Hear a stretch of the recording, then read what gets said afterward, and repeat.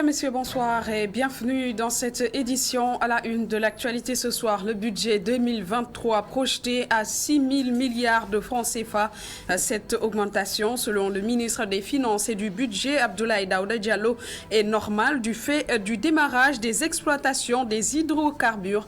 Mais pour le spécialiste en économie Meissa Babou, une réorientation stratégique s'impose. Analyse à suivre dans ce journal. À Tambacounda, à quelques jours de la Tabaski, les commerçants à la recherche des produits de base, une situation aggravée par l'embargo de la CEDEAO sur le Mali, zone frontalière de cette région du Sénégal où populations et commerçants plaident pour la levée de l'embargo sur le Mali voisin. Un reportage d'Amadou Bari à suivre tout à l'heure. Électricité au Sénégal. Le Sénégal Power Compact va bénéficier à plus de 12 millions de Sénégalais. L'annonce a été faite ce jeudi lors d'une visite de terrain des sites du projet de transport d'électricité du Sénégal Power Compact au Cap des Biches et à Dias. Reportage à suivre avec Babacar Seck. Et dans Fenêtre d'Afrique ce soir, le Togo et le Gabon ont rejoint le Commonwealth. Ces deux pays francophones d'Afrique de l'Ouest sont ainsi les premiers nouveaux membres à rejoindre ce club anglophone depuis le Rwanda en 2009. Nous serons avec notre correspondant permanent à Libreville, Aziz Adewale Tchandi, pour en parler en fin d'édition.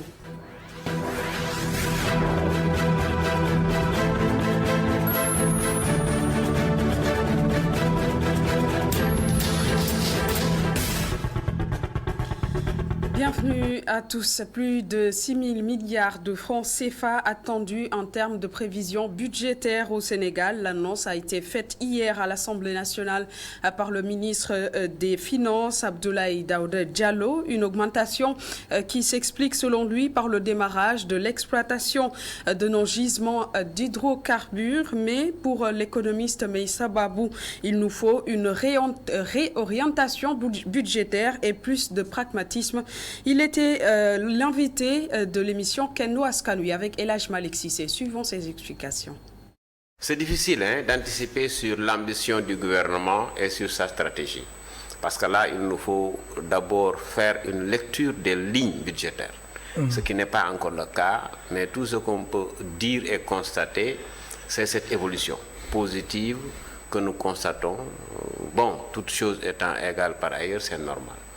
Parce que chaque année, le budget augmente un peu. Cette fois-ci, c'est peut-être d'après le ministre et son communiqué, c'est avec les ressources du pétrole et du gaz.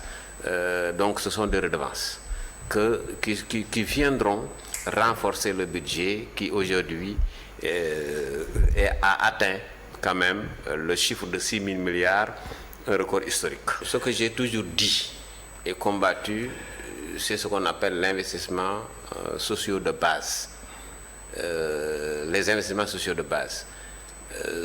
Normalement, quand on gère un pays avec autant de pauvres, parce que les chiffres ne mentent pas, plus de 40%, voire 48%, quand on gère un pays avec un chômage excessif, quand on a un pays où il n'y a pas d'industrie agroalimentaire capable d'engranger de l'emploi, moi je crois que, alors qu'on dispose de suffisamment d'espace dans l'élevage, de suffisamment d'espace dans la pêche et d'espace dans l'agriculture, moi je crois qu'il nous faut être plus pragmatique. C'est-à-dire investir là où les Sénégalais sont plus nombreux. Les commerçants des marchés de la banlieue dakaroise ont bénéficié d'appui de l'État à travers le ministère de la Microfinance et de l'économie sociale et solidaire. Le marché syndicat a bénéficié de 14 millions de francs CFA et les marchés de Guédiawaye ont reçu une enveloppe de plus de 100 millions de francs CFA. Zahra Yancham, ministre de la Microfinance et de l'économie sociale et solidaire, s'explique ici au micro de Boudal Djadj. La cérémonie qui nous réunit aujourd'hui entre dans le cadre de la mise en œuvre du programme d'appui aux commerçants de la région de Dakar donc des acteurs de l'économie sociale solidaire, secteur auquel Monsieur le Président de la République, son Excellence Monsieur Macky Sall, accorde une attention particulière. Ces acteurs, pour l'essentiel, constitués de femmes, de jeunes, répartis à travers plus d'une centaine de marchés à l'échelle de la région, éprouvent des obstacles à disposer de crédits adaptés pour financer leurs activités. C'est dans cette optique que son Excellence M. Macky Sall, Président de la République, dans le cadre de sa politique d'inclusion financière et sociale, a mis à la disposition de ces acteurs de l'économie sociale et solidaire une enveloppe initiale d'1 milliard de francs CFA pour la mise en œuvre de cet ambitieux programme. Malgré un contexte économique difficile marqué par la pandémie de Covid-19 et la crise en Ukraine, le gouvernement a continué à dérouler ses programmes de protection sociale destinés à accompagner les couches vulnérables. Il s'agit notamment du programme national de bourse de sécurité familiale et de la couverture maladie universelle. Et pendant ce temps, les membres du conseil de surveillance du Millennium Challenge Account Sénégal ont visité la centrale de Cap des Biches et du poste de Dias pour favoriser une meilleure compréhension de ce projet compact, un projet sur le transport de l'électricité en qualité mais aussi en quantité qui est d'ailleurs en cours d'élaboration. Babacar Seck pour le compte-rendu. À la veille de la 10e session du conseil de surveillance du Millennium Challenge Account Sénégal 2, ses membres ont effectué une visite de chantier à la centrale électrique du Cap des Biches et au poste de Dias dans le cadre du programme Compact. Des investissements sont consentis sur les deux sites pour le transport de l'électricité. Le projet, le second compact, est composé de structuré en 3 composantes, dont le composant transport qui représente à peu près les 80% du compact, la composante accès et la composante réforme. La composante transport, en fait, participe au renforcement et de la sécurisation du réseau de transport de Sénélec. Et nous avons vu ce matin qu'au niveau du Cap des Biches, il y aura des câbles souterrains qui vont venir de Padoua aller à Kounoun, de Kounoun aller au Cap des Biches et des câbles sous-marins aussi qui vont partir du Cap des Biches pour aller à Bel Air. Donc c'est un projet important, donc c'est une boucle qui permettra de sécuriser en tout cas la production et la distribution de l'électricité au niveau de la région du Cap-Vert. Ces projets permettront de sécuriser la production et la distribution de l'électricité destinée à plus de 12 millions de Sénégalais. Donc avec ce projet, on sécurise, on diminue les pertes et on fiabilise vraiment le réseau. Au total, il y aura 12 millions à 13 millions de Sénégalais qui vont bénéficier du programme. Maintenant, pour le volet transport, je pense que c'est entre 6 et 7 millions de Sénégalais. Je pense que c'est un programme important quand même, qui va toucher toutes les composantes de la nation. Les projets qui sont en phase de conception vont se concrétiser dans la seconde moitié de l'année 2023. Et le Puman vient de procéder à l'inauguration de 2 postes de sécurité frontalière et 2 sous-préfectures dans le département de Podor, estimés à plusieurs millions de francs CFA. Ces nouvelles infrastructures vont surtout rapprocher davantage l'administration des populations de cette zone et renforcer la sécurité dans ces localités éloignées du nord du Sénégal. Le reportage est signé Momar Alisnian. 2 postes frontaliers mixtes et 2 sous-préfectures, tels sont les équipements que viennent de réaliser le programme d'urgence de modernisation des axes et territoires frontaliers dans le nord du pays. Demet et Djoudé-Diabé dans le Podor bénéficient désormais de postes mixtes où évolueront la police, la gendarmerie et la douane. Ce qu'on retient avant tout, c'est la satisfaction, un sentiment de satisfaction parce que nous avons déjà inauguré ce matin le poste frontalier mixte de Demet, où il y aura la police des frontières, la gendarmerie, mais aussi la douane qui vont pouvoir travailler en parfaite collaboration et travailler pour plus d'efficacité afin d'atteindre les objectifs qui leur sont assignés. Au niveau des localités de Saldé et Cascas, le Puma a réalisé des bureaux et des logements pour les sous-préfets. Une initiative qui vise à rapprocher davantage l'administration des populations.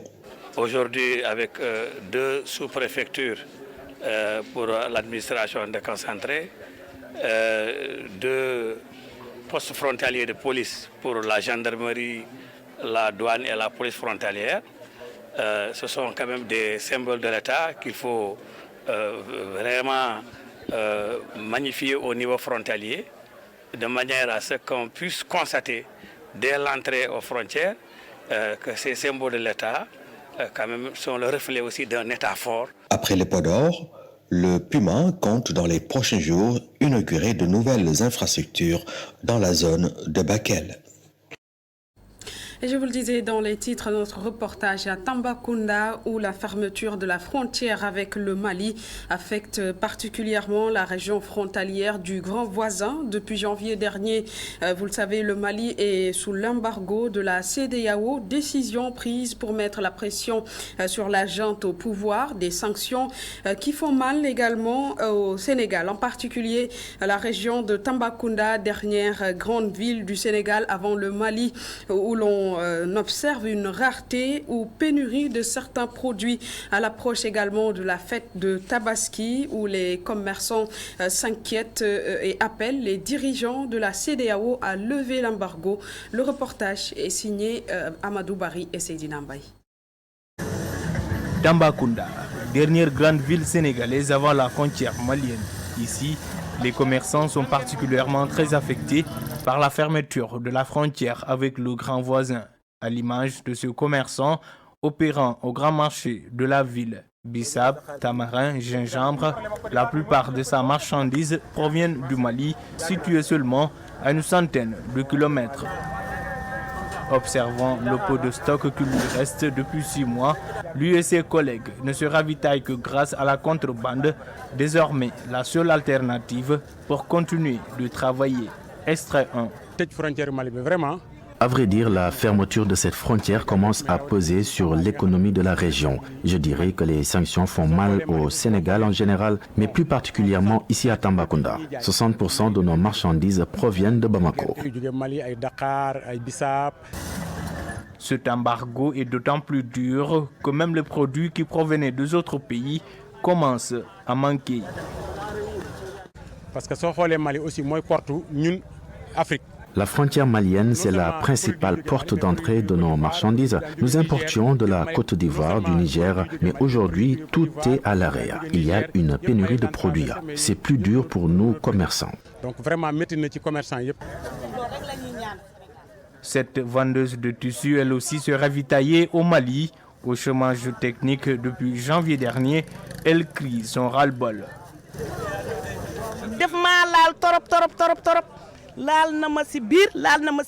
Je fais partie des commerçants qui sont les plus impactés par cet embargo. Je suis même à bout de souffle. À l'approche de la Tabaski, représentant selon elle près de 75% de son chiffre d'affaires annuel, la commerçante ne cache pas son angoisse. Je me demande comment honorer les commandes en tissu tchoup de la clientèle. Le produit nous revient plus cher. Je suis obligée de faire preuve de beaucoup de tact avec mes autres partenaires pour m'en sortir. Plus de 6 mois après la fermeture des frontières avec le Mali, les commerçants de Tambacounda ne formulent qu'un seul vœu, la levée enfin de l'embargo contre le premier partenaire commercial du Sénégal. Et pendant ce temps, la Chambre de commerce et d'industrie et d'agriculture de Dakar, en partenariat avec CGF Gestion et CGF Bourse, ont lancé ce matin un plan d'épargne nationale intitulé NAS. C'est pour permettre de mobiliser une épargne collective rémunérée tout en respectant les règles de confidentialité et de transparence. Voici les explications d'Adam Malam, le président de la Confédération nationale des employeurs du Sénégal, au micro d'Emmanuel John. Aujourd'hui, donc, c'est pour nous un grand jour où il est question de lancer une sorte de réappropriation de notre économie par les nationaux. Ce projet est riche d'enseignements dans la mesure où il s'adresse aussi bien aux personnes physiques sénégalaises qu'aux personnes morales avec une majorité du capital détenu par des Sénégalais. Et c'est cela l'innovation que nous voulons mettre en œuvre pour que tous les Sénégalais comprennent que le pays, c'est à nous, Sénégalais, de le construire avec nos moyens, d'avancer ensemble. Individuellement, chacun ne peut pas se prévaloir d'être quelqu'un de développé dans une nation que nous avons qui n'est pas globalement développée. C'est l'union qui fait la force. Il faut que chaque Sénégalais comprenne à travers ce lancement que c'est un appel pour que les forces qui ont la capacité d'épargner se mettent ensemble pour qu'on puisse financer l'économie réelle de notre pays. Direction Kaolack, la région a abrité le lancement des journées portes ouvertes de l'Agropole Centre, occasion pour le ministre en charge du plan Sénégal émergent de revenir sur l'objectif de cet agropole qui est d'accroître la valeur ajoutée des produits agricoles au niveau local. Abdou Karim Fofana au micro d'Adamassar. Ces journées portes ouvertes étaient destinées aux populations et aux acteurs économiques de la région centre, donc les populations du Saloum, du Sine, du Baol et du Ndoukoumane, pour leur apporter l'information et les impliquer dans le processus de mise en place de l'Agropole Centre. L'Agropole Centre, c'est cette grande ambition du président de la République pour mettre en place un réseau d'infrastructures afin de permettre aux acteurs agricoles et aux acteurs industriels de pouvoir ensemble co-construire un écosystème agro-industriel, permettre à notre pays d'avancer dans sa marche vers la souveraineté alimentaire, mais aussi faire en sorte que davantage de valeur ajoutée économique reste dans notre pays sur la base des produits agricoles que nous produisons chaque année. C'est l'arachide, c'est le sel, ce sont des céréales comme le mil, c'est comme le maïs et d'autres spéculations. Donc nous sommes venus aujourd'hui conformément à la démarche des labs, c'est-à-dire les ateliers intensifs de structuration de ces grands projets de l'État. La dernière étape, après l'atelier d'orientation stratégique, les ateliers intensifs de partage avec les acteurs. L'idée était de venir aujourd'hui avec nos partenaires qui ont beaucoup soutenu le projet, l'Union européenne, le Royaume de Belgique, la Banque européenne d'investissement, l'ONUDI, partager avec vous ces résultats et donner à chacun la place qui lui revient dans ce défi à relever, qui est la mise en place des agropoles, qui est le premier maillon de l'industrialisation du Sénégal. Dans l'actualité politique en plus bref, législative du 31 juillet prochain, la République populaire de Chine retranchée de la liste des pays où seront organisées ces élections législatives. Pour justifier cette décision, le ministre de l'Intérieur évoque des raisons liées à la situation de la pandémie de Covid-19 et des mesures de restriction en Chine dans un arrêté rendu public aujourd'hui. Toujours dans l'actualité politique, le second et dernier épisode du concert de casseroles, peu suivi par rapport au premier qui avait fait grand écho. Qu'est-ce qui pourrait expliquer cette faible mobilisation autour du mot d'ordre de la coalition Yewwi Askan Wi? Dr Cheikh Tidiane Sow, spécialiste de la communication politique, invoque la théorie de l'essoufflement due à la variation du discours qui est passé de va-t-en-guerre à raisonnable. Le voici au téléphone de Mme Abdougaï Kassé. Je pense effectivement qu'il y a eu moins de bruit que le premier, ça c'est sûr, mais ça dépendait évidemment aussi de là où l'on se trouvait. Comme moi j'étais du côté je traversais la Médina, Je peux vous assurer qu'il y avait énormément de bruit. Et puis, évidemment, sur la corniche, il n'y en avait pas du tout. Et évidemment, dans les quartiers résidentiels de Fann, il y en avait encore moins. Bon, d'une façon générale, effectivement, une répétition, c'est toujours quelque chose de difficile. Et donc, le pari de faire déjà aussi une durée plus longue de 30 minutes au lieu de 10 est encore quelque chose de plus difficile. Évidemment, il y a eu de la part des citoyens, de la population, un certain relâchement, parce qu'il y avait quand même une certaine nervosité par rapport à la date. Et ensuite, il y avait une grande dissonance entre ce qui était attendu, c'est-à-dire on était plus habitué à un discours qui était musclé, un discours qui était va-t-en-guerre. Et là, on est revenu à un discours un ton de raison, un appel au calme. Et c'est peut-être même ça un peu qui a perturbé, disons, les populations et qui a fait qu'ils n'ont pas su trop comment réagir par rapport à cet appel qui était de recommencer le jeu des casseroles. Ceux qui klaxonnent, ceux qui font du bruit avec des casseroles, c'est sûr qu'ils sont contre le pouvoir comme demandé. Mais ceux qui ne le font pas, ça ne signifie pas non plus qu'ils sont d'accord avec le pouvoir. Donc c'est cette double lecture qui permet en fait de ne pas pouvoir juger réellement de quel est l'impact en fait de ce qu'on peut qualifier un flop. Parlons de toute autre chose. Un atelier de sensibilisation des magistrats sur les procédures et les pratiques dans le secteur des assurances s'est tenu à Saly-Hambourg. Les organisateurs, dont l'USAID, la FAO et l'Observatoire de la qualité des services financiers, ont mis l'accent sur la médiation et la conciliation, considérée comme une alternative au désengorgement des tribunaux. Le compte-rendu de Muntaga Khan. La médiation et la conciliation constituent la solution la plus rapide pour mettre fin aux litiges économico-financiers et en même temps, elles peuvent permettre le désencombrement des tribunaux. Un challenge qui ne laisse pas indifférents les magistrats. Il s'agit d'une part de permettre aux magistrats, aux acteurs judiciaires de se familiariser et d'avoir une meilleure connaissance des pratiques en matière d'assurance. D'autre part, de permettre aux acteurs des assurances de comprendre le contexte dans lequel et les contraintes auxquelles les magistrats sont confrontés dans le règlement de ce type de litige. Et enfin, pour réfléchir ensemble sur comment faire pour essayer de prévenir le contentieux et de mieux gérer le contentieux à travers les procédés de médiation et de conciliation. Les travailleurs des assurances aussi y trouvent leur compte, car cet atelier pourra les aider à lever certaines idées arrêtées sur leur métier. Généralement, notre métier est très mal compris par la plupart de la population.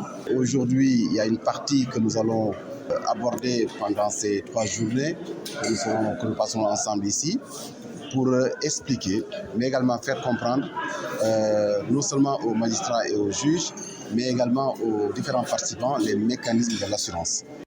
La médiation et la conciliation ont le mérite de désengorger les tribunaux. En même temps, elles permettent de faire gagner de l'argent aux justiciables et aux structures judiciaires.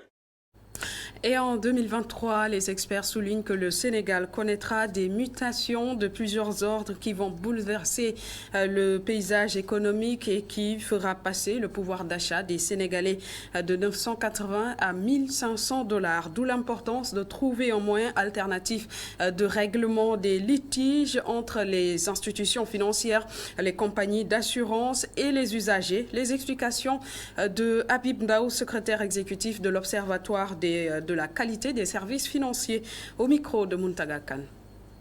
L'objectif visé, c'est qu'en 2023, il y aura des mutations économiques.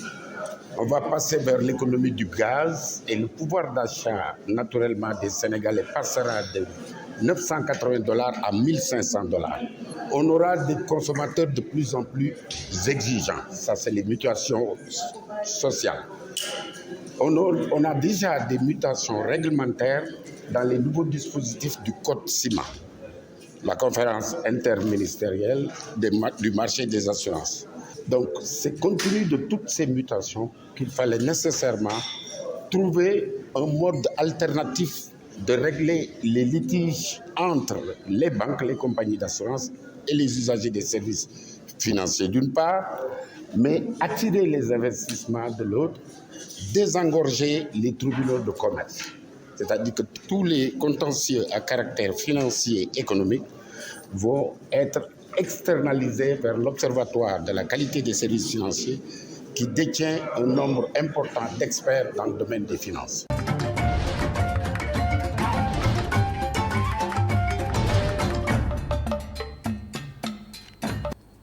Une fenêtre sur le Gabon qui a rejoint depuis le 24 juin dernier la communauté du Commonwealth en même temps que le Togo qui a deux pays. Ces deux pays ont été officiellement intégrés dans le Commonwealth lors du sommet de Kigali et le chef de l'État gabonais Ali Bongo Ondimba s'est adressé cette semaine à la nation pour marquer cet événement.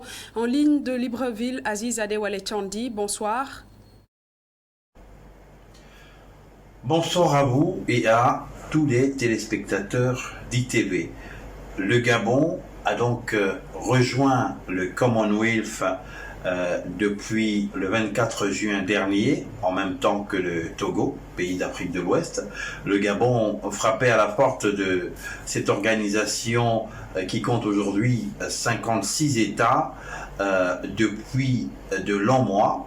Les négociations étaient âpres et le président gabonais Ali Bongo Ondimba s'est d'ailleurs exprimé au lendemain de l'officialisation de cette intégration dans un discours solennel prononcé pour rappeler les enjeux de cette adhésion au Commonwealth, mais aussi l'intérêt aujourd'hui de parler l'anglais sur le plan international, une langue qui offre de nombreuses opportunités.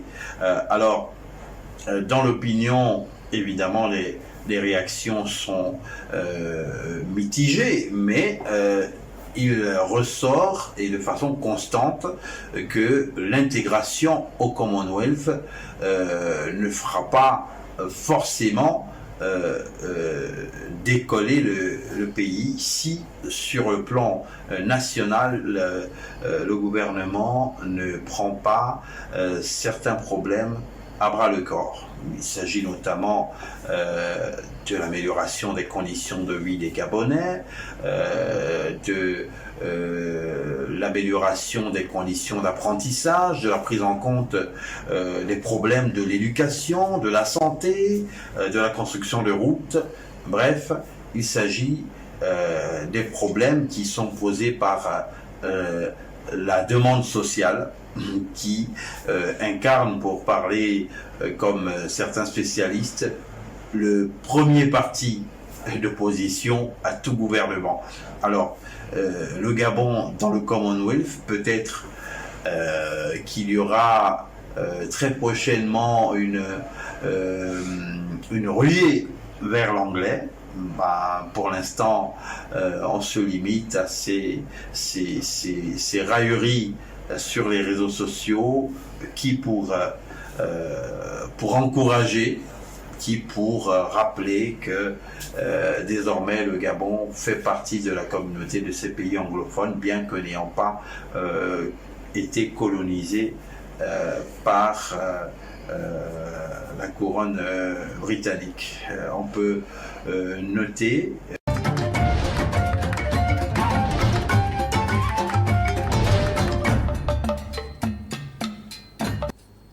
Voilà, mesdames, messieurs, c'est la fin de cette édition. Merci de l'avoir suivi. Bonne fin de soirée en compagnie des programmes d'ITV.